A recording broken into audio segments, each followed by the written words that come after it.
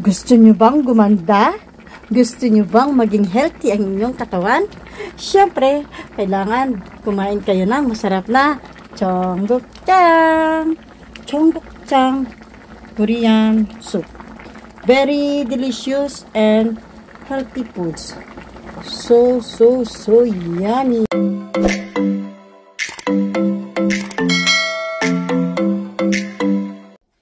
Hello everyone! 여러분 안녕하세요.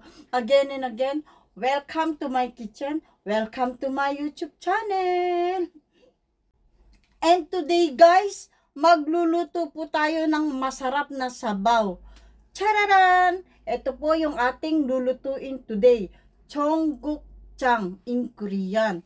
Kaya sana po, tulungan nyo ako mula sa umpisa hanggang matapos ang ating video. Huwag po kayong aalis dahil hindi po sayang yung oras nyo sa panunod ninyo sa ating lulutuing Cheonggukjang soup.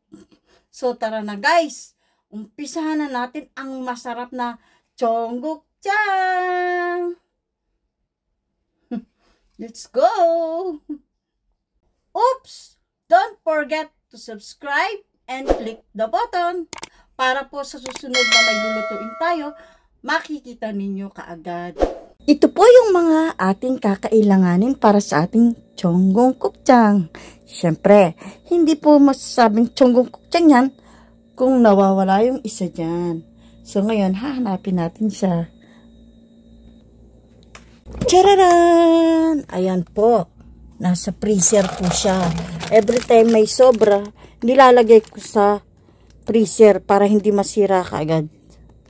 And now, kailangan tunawin natin siya mamaya para mailagay natin sa ating sabaw. So, ayan ang itsura niya. Pasensya na dahil nabawasan na siya. So, let's start. Huhugasan na natin yung ating mga gulay. Ito po yung mga ingredients na ating kakailanganin. Siyempre, Cheonggukjang siya. Kaya ito po yung Cheonggukjang na galing sa freezer kanina. Papakita ko po sa inyo ang itsura niya, yung soybean. Ayan po. Ayan. Ngayon, ihanda naman natin yung ating mga gulay. Nag-ready po ako ng isang pengi posot. Tapos, yung onion, half lang naman ang gagamitin natin. Tapos, maglalagay din tayo ng radish. And then, ito yung another mushrooms. Ayan, aray ko. Tapos, ito yung eobak. Maglalagay din tayo ng garlic at saka spicy red chili and green chili. Ngayon, kung ayaw nyo naman ng maanghang, yung hindi spicy yung chili na bilhin ninyo. And of course, hindi po mawawala yung ating dubo. So, ayan guys, ang una natin gagawin, dahil gagaling ito sa aking freezer, itong ating Cheonggukjang, kailangan maghihiwa-hiwalay siya. Para mamaya, kapag nilagay natin siya sa sabaw, so hindi siya buo.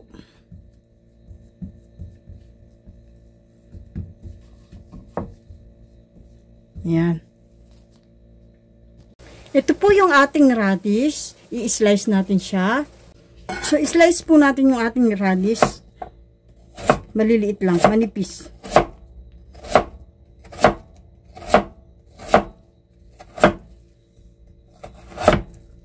So, ganito po. Mga dalawa. Ito, ganito po ang itsura niya.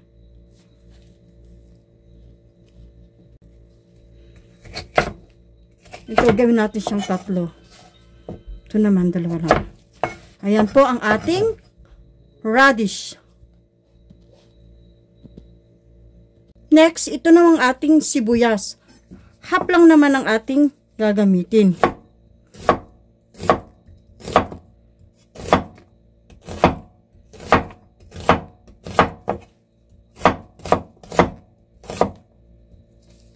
Ito naman po yung ating mushroom kanina. Ang ginawa ko, pinaghiwalay-hiwalay ko lang siya.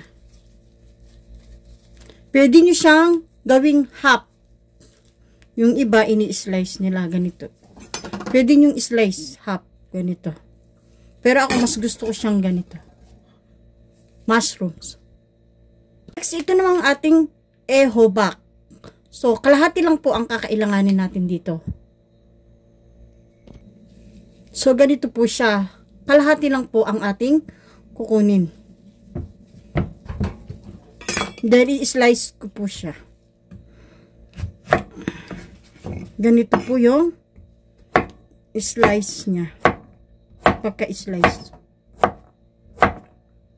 Huwag po masyadong makapal. Huwag din sobrang nipis. Exact lang.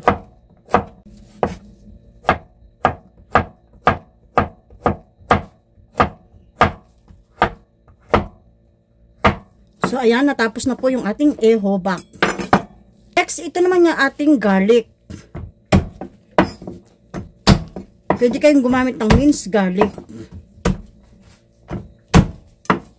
Tapos, hihiwa-hiwain lang naman natin siya ng maliliit.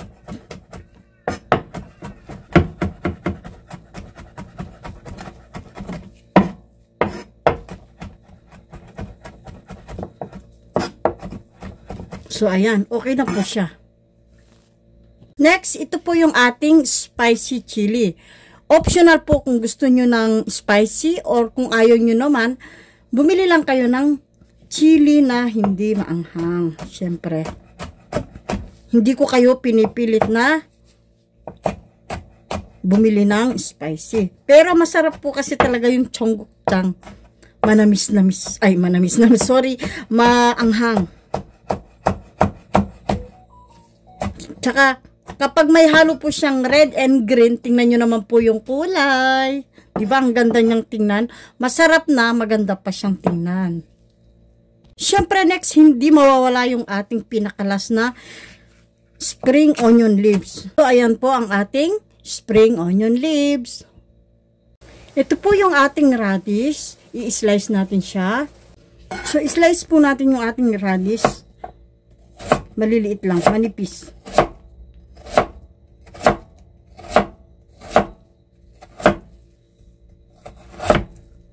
So, ganito po, mga dalawa. Ito, ganito po ang itsura niya.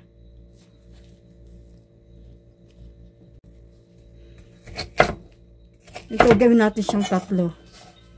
Ito naman, dalawa lang. Ayan po ang ating radish. So, next yung ating mushrooms. So, ganun din siya, parang yung sa radish. Maninipis siya. Masarap po yung maraming gulay, kaya ako ilalagay ko siya lahat. Yung iba, konti lang yung nilalagay. So, tayo, ilalagay na natin siya lahat. More vegetables, more delicious. Yun ang para sa akin. Siyempre, kung bitin yung sabaw natin, dagdagan na lang, di ba? Oh. So, ayan po ang ating mushrooms. Tararan! Now, i-slice natin yung ating tofu or dubo. So, gawin natin siyang half. And then, bali magiging sandali lang mali. So, ayan. Ganito po ang laki niya. Gagawin natin siyang maliliit. So, ayan po. Okay na yung ating tofu. And now, nakapaglagay na tayo ng 1 liter of clean water. Ngayon, iboboil natin siya, guys. At syempre, turn on the stove. Ayan. Hintay natin siyang uminit and then maglalagay na tayo ng ating vegetables. Of course, uunahin natin yung ating radish, yung mga matitigas na gulay. Next, yung ating mushrooms, posot. Maraming klaseng mushrooms dito. Masarap yung vegetables kapag may mushrooms. Next, maglalagay tayo ng salt, 1 tablespoon. And then, 2 tablespoon of ekchot, anchovy. Yung ating 1/2 tablespoon of white sugar. Ayan po, ibubuhos natin lahat. Yung ating ehobak, ilalagay natin siya. Ating onion, ilalagay natin lahat. Of course, ilalagay na natin yung ating chonggok. Chonggokcha. So, ayan, ilalagay na natin siya. Ayan po, naibuhos na natin siya. Kailangan i-mix natin siya sa ating sabaw. Ayan, maglalagay tayo ng 1 tablespoon of chicken stock. So, ayan guys, nailagay na natin yung ating chicken stock. Ngayon, titikman muna natin siya. Kailangan tinitikman natin yung ating niluluto kung maalat or matabang. Wow! Super yummy! Wow! Sarap-sarap! Alam niyo po ba na paborito ko ito? Chonggukjang na to. Paborito ko ito sa Korea. Tingnan niyo yung, ayan po, yung beans yan. Napakasarap po niya. And then, next, ilalagay natin yung ibang gulay. Last na lang. Yung posat. Madali lang kasing lutuin yun at saka yung spring onion. And, gusto kong malaman nyo guys na ang chonggukjang soup, napaka-healthy po niya sa ating katawan. Healthy foods. Marami po siyang benefits sa ating katawan. So, itry nyo nang gumawa ng chonggukjang sa inyong bahay. Kung meron kayong chonggukjang na beans. Soybean yan eh. Ating tofu. So, ayan po. Ilalagay na natin yung ating tofu. So, ayan guys. Nailagay na natin yung ating mushrooms. Of course, yung ating octopus flour, lalagyan natin ng tubig. And then, hahaluin natin siya. So, ayan. Imimix natin siya. Ilalagay natin ito sa ating sabaw. Ito po yung ating octopus flour. Siyempre, hinalo natin yung water. And then, tunawin natin siya. And the last one, nilalagay ko po yung ating octopus flour. So, ayan po ang ating chonggukjang. Maglalagay po tayo ng kaunting gochugaru. So, ayan, nailagay na natin yung ating 1/2 tablespoon na gochugaru. And then, tikman natin siya ulit. Wow!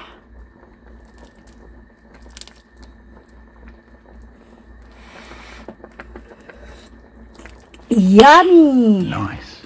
So, ayan guys, magluto na kayo sa inyong bahay ng napakasarap na chonggukjang. So yummy and very healthy food siya.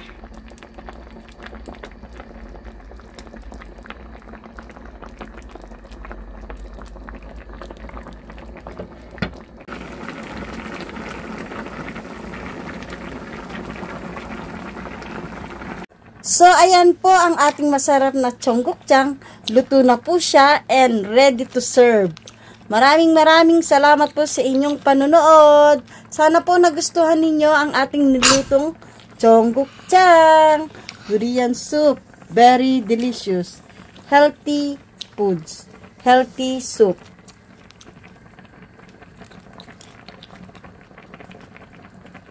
Okay! Nag-enjoy po ba kayo sa panonood ng ating video today? So, ayan guys, maraming salamat po sa inyong panonood mula sa umpisa hanggang matapos ang ating video today. Sana po may natutunan kayo at syempre importante, nag-enjoy kayo sa panonood ng ating nilutong chonggukjang soup. See you again! Sana po abangan ninyo yung next video na ating i-upload. Huwag po kayong magsawa. Love you all. God bless you all.